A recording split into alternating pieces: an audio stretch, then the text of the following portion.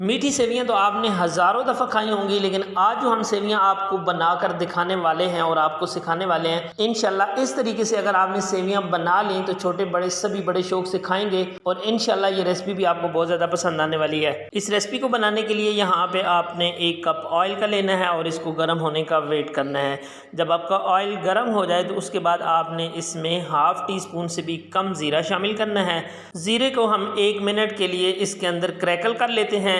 1 minute के बाद आपने इसमें शामिल कर देना है जी बारीक कटा हुआ लहसुन। ये कूटा हुआ नहीं है, पेस्ट नहीं बना हुआ, बल्कि छुरी की मदद से आपने इसको बारीक कटिंग कर लेनी है। बारीक कटिंग करके डालने में और जो लहसुन आप पेस्ट बनाकर डालते हैं उसके टेस्ट में इंशाल्लाह बहुत ज़्यादा फ़र्क आएगा।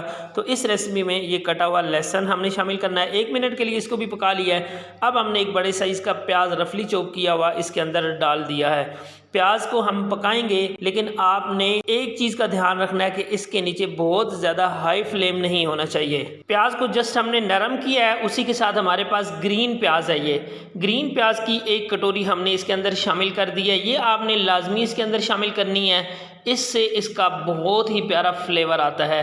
तो इसको भी हमने 1 से 1.5 मिनट के लिए इसके अंदर फ्राई कर लेना है। ग्रीन प्याज को हमारे इलाके में तो भूखे कहते हैं, आपके इलाके में क्या कहते हैं आपने कमेंट्स में ज़रूर लिखना है। इसे भी हमने 1 मिनट के लिए फ्राई कर लिया है। अब हमारे पास है टमाटर।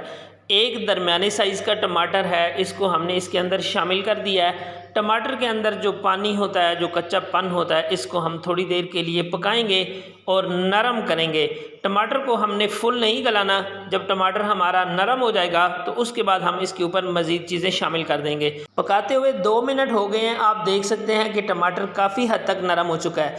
हरी मिर्च है हमारे पास 2 अदद, इसको आपने बारीक कटिंग करके इसके अंदर शामिल कर देना है। हरी मिर्च का फ्लेवर बड़ा कमाल का होता है।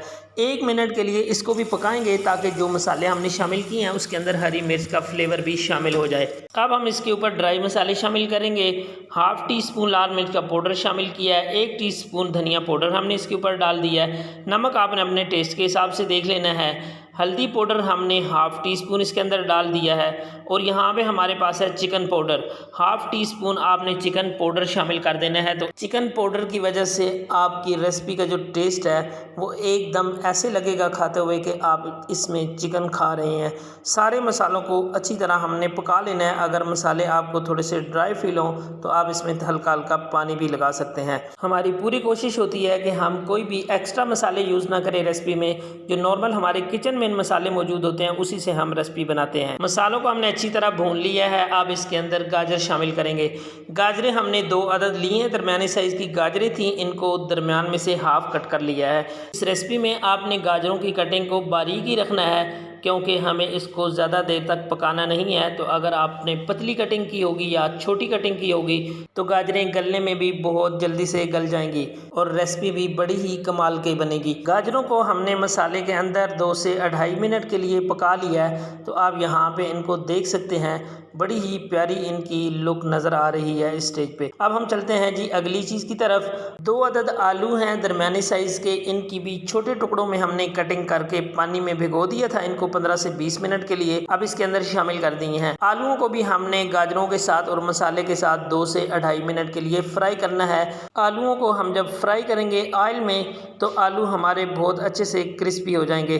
2 से 2.5 मिनट में हमारे आलू क्रिस्पी हो चुके हैं। अब हम इसके ऊपर शामिल कर देते हैं पानी। पानी हमें कितना शामिल करना है, जितना हमने मटेरियल लिया उसके हिसाब से ये तकरीबन 1.5 गिलास पानी इसमें जाएगा। तो इंशाल्लाह ये बेहतरीन सब्ज़ी हमारी गल भी जाएगी और इसकी लुक भी ख़राब नहीं होगी।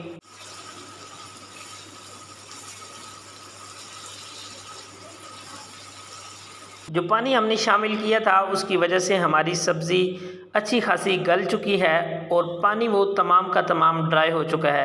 यहाँ पे हमने इसको 1 से 1.5 मिनट के लिए मिक्स कर लेना है और उसके बाद इसके ऊपर हमने शामिल करनी है सवैयाँ। बाज़ार में ये बड़ी आसानी से अवेलेबल होती हैं, मोटी सेवियों के नाम से आप इनको ले सकते हैं। इनको हमने फ्राई नहीं करना, फ़ौरन से पानी शामिल कर देना है। 1 गिलास पानी मज़ीद हमने शामिल कर दिया है। इनको थोड़ा सेट करके देख लेते हैं कि इनके लिए 1 कप पानी, 1 गिलास पानी काफ़ी रहेगा या अगर कम पड़ेगा तो थोड़ा सा मज़ीद पानी हम इसमें शामिल कर लेंगे। हमने अच्छी तरह सेवियों को फैला के चेक कर लिया है, हमारी सेवियां पानी में डूबी हुई नहीं है, तो हमें इसमें आधा कप मज़ीद पानी शामिल कर देना है।